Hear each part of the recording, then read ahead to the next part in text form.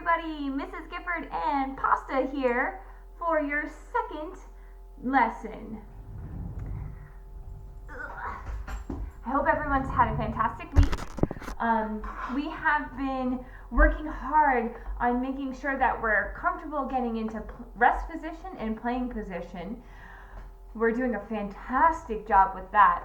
Today we're going to talk a little bit about playing different notes than just our open strings. So what we've worked on so far has been getting used to our open strings. They're all different for each different instrument, but for violin, we've been working on our different G, D, A, and E string. We're only going to focus now in the coming week or couple of weeks actually, we're only going to focus just on the D string. We're going to focus just on the D string, and now instead of just playing the open string, we're going to begin putting our fingers down on our strings to create a different note.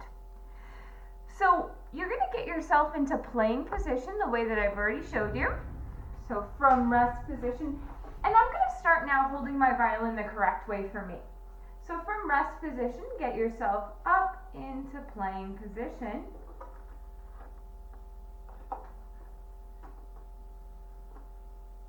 Perfect. And now in rest position, you are holding at the shoulder of the instrument. You're holding at the shoulder, right, friends? And you're now going to take those fingers that are holding at the shoulder, and you're going to point those fingers, and remember, this isn't the pizzicato hand. Put your plucking, your pizzicato hand behind your back. That way you don't get confused. The hand that's holding your instrument on the shoulder, you're going to lift those fingers straight up. Good. Your fingers are lifted straight up, your hands lifted straight up. Perfect. You can see the inside of your hand, your palm. With those fingers lifted straight up, you're going to slide that hand back. Your thumb is still on the other side of the neck. If you notice, my thumb is pointing straight up to the sky. It's not pointing towards the scroll, it's pointing straight up. It's not bent. It's not tucked below the neck. It's resting right beside where that first finger tape is, violin and viola players. Beautiful. So now with that hand set up, you're now going to take your pointer finger, curl it over, and put it on the first tape on the D string. Now you're going to take your middle finger, curl it over, and put it onto the second tape on the D string. And lastly, you're going to take your ring finger, your third finger, curl it over and put it onto the D string. Your pinky is just going to hang out and rest above. Notice, friends, my wrist is nice and straight. I'm not playing with my wrist against the shoulder of the instrument. It's nice and straight. The goal ultimately is to have our fingers be nice and curved. See how my fingers are curved? I'm not locking them. They're not straight. They're nice and curved. And I've now got 3 fingers down on the D string. When we have 3 fingers down on the D string, that makes what's called the G note. So it's the G note, not the G string. And the G note sounds like this. You've got 3 fingers down on the D string, violin and violas, and that pizzicato hand, that plucking hand, plucks on the D string in order to get that note. That's the G note. It sounds a lot different than the G string. This is the G string. Much lower. We're not focusing on that. We're only on our D string for the next coming week or two. And we're focusing on the G note. 3 fingers down on the D string for violin and viola. It's 4 for cello. So 3 fingers down is G. If I lift my third finger, so I have to take off my third finger, this one, and I've got my pointer finger and my second finger down, that gives me what's called the F sharp note. And it sounds like this. F sharp, our finger is on that second finger tape on the D string. Very good. So here's F sharp again. And the last note on the D string, besides open D of course, we're gonna take our second finger off, and only our pointer finger is now down on the first tape on the D string. This is the E note, and it sounds like this.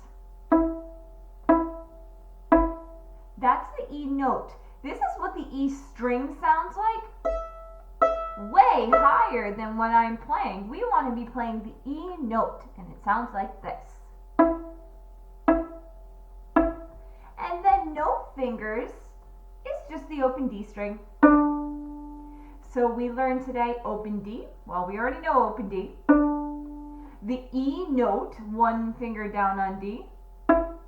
The F sharp note, two fingers down on D.